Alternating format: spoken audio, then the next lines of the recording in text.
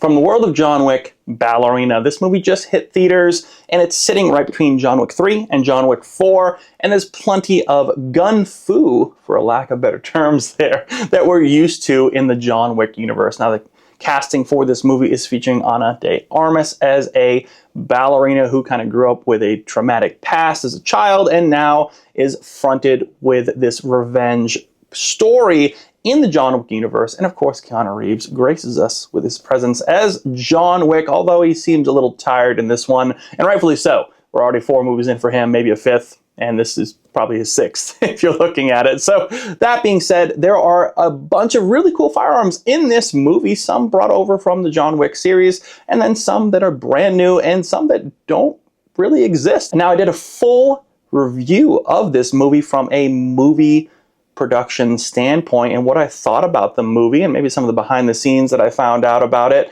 on my Movie Tactics channel, such as Movie Tactics on YouTube. Check that channel out if you haven't already. Real quick, this is going to have some very light spoilers in it because we're talking about the firearms in the movie, and that, of course, is based on the scenes, and some of them are very unique to the scenes of the movie, so just a heads up there. For today's review, we're going to talk about the top 10 guns that I saw in Ballerina. Terran Tactical Innovations is sprinkled in throughout the entire list, and that's because they have a lot of representation in this movie like they have in the past few John Wick movies. I don't know if I really love the fact that TTI is in all of these, but that's a lot of what you see in the movie. And then throughout the John Wick series, I feel like we're going more and more towards that TTI, which I honestly would rather see him use like more realistic type firearms that are just generic, anyone can have.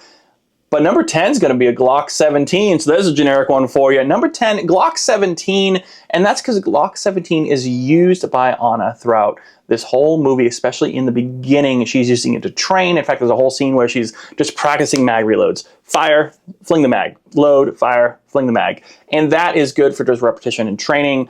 Glock 17 is also used by some of the henchmen I saw, and then Glock 17 is used in a pivotal scene when Ana is given a choice to prove her worth and that she's ready to move on in this universe that we're in for John Wick. Number 9, Norman Reedus, who plays Daniel Pine, and he is rocking a TTI Benelli M2 Tactical for a good portion of his scenes in the movie. The Benelli has been shown time and time again. I don't know if it's the first time I've seen the TTI version, though, but they definitely slapped TTI on there and upgraded it, did it all tricked out for Norman to run. But he does play this Daniel Pine character very well, and I love seeing Norman Reedus back on screen. He hasn't really aged much since The Walking Dead. It feels like, I feel like he's still just rocking it, only missing his crossbow. Number 8, the CZ Scorpion Evo. I do love a good Scorpion. That was one of my first PCCs, and it's a great little sub gun. This one is used by a bunch of the henchmen throughout the movie. And with that said, they don't really use a lot of tactical use or mag swaps or even doing the HK slap on there that it has the design for on the Scorpion. But it's neat to see. It's a fun, interesting looking firearm from CZ, and it's just good to see some more screen time with it. Number 7, the TTI TR9, which is a Glock Mag 9mm rifle or PCC, depending on the configuration.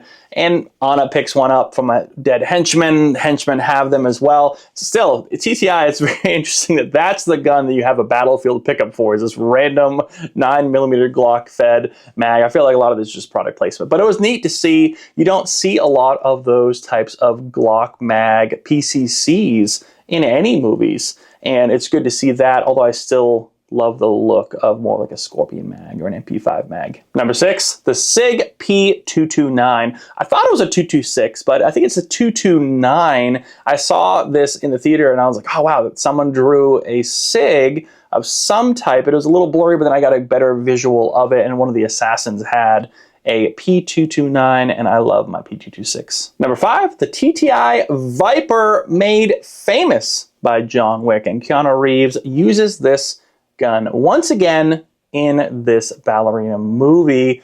It's a 9mm 2011 style of handgun by TTI. Pretty famous the last few movies. Number 4, the TTI 5.7 Harbinger. One of the two. It's a 308 AR type of rifle, fully tricked out. This one in the movie has like an LPVO, and it also has a 45-degree RMR on the side from this armory that Ana is at. Another TTI product, all tricked out, and it does look cool. It's a 308, has a good power to it, good kick to it, and Ana is messing around with it and seems to enjoy it. Number 3, the Glock 43X TTI Combat Carry Package. This particular handgun is tricked out of the movie to be 3D printed. The whole thing 3D printed with rubber bullets to stun the enemy. So Ana has this Glock 43X to take on one of her first missions to help protect someone in this frozen nightclub. And it's interesting because she basically has this handgun that has rubber bullets, and apparently it's undetectable, all 3D printed. I don't know how exactly that works out with everything being 3D printed. But that being said, she runs it and kind of treats it as like a more powerful BB gun, really, just nailing everyone in the forehead and just hitting them several times every time. And it was a fun scene. It was interesting to kind of see that that's the way they went with trying to spin that as a 3D printed type of firearm in the movie, but it worked out, and that was the only time you ever really saw that handgun. Only got 2 left, and number 2 is the Glock 17 TTI Combat Master. That's right, this Glock 17 is really what made Taran Tactical a big name in the industry.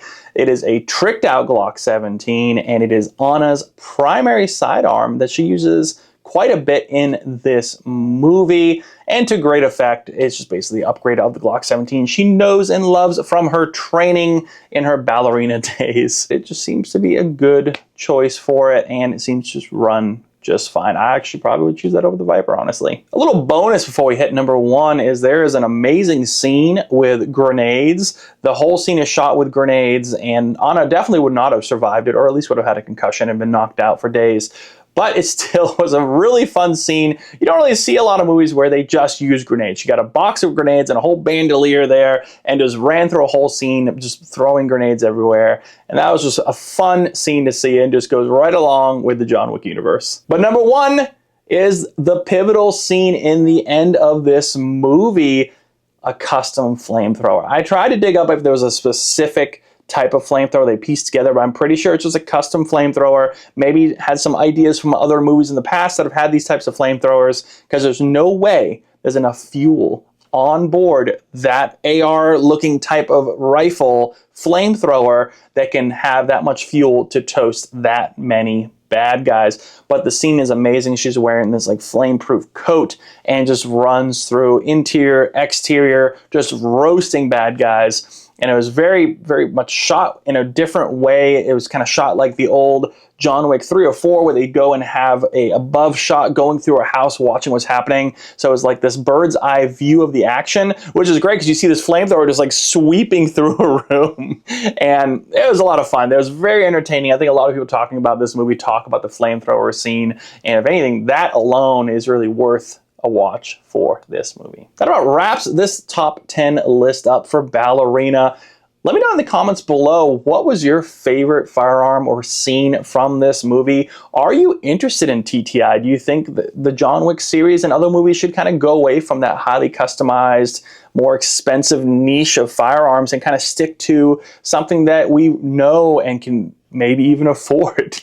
Let me know down below. Thank you so much for watching. Make sure you train hard. I mean, look at this Ballerina movie. They're training, they're practicing, they're even doing dry fires and just mag swaps and things. You just want to kind of train and get that muscle memory built, because that's really what's going to help you in the end to really understand what you're doing and what you need to do at any given point. Make sure you take care of the ones you love. Those are the ones that matter, and we'll see you guys in the next review.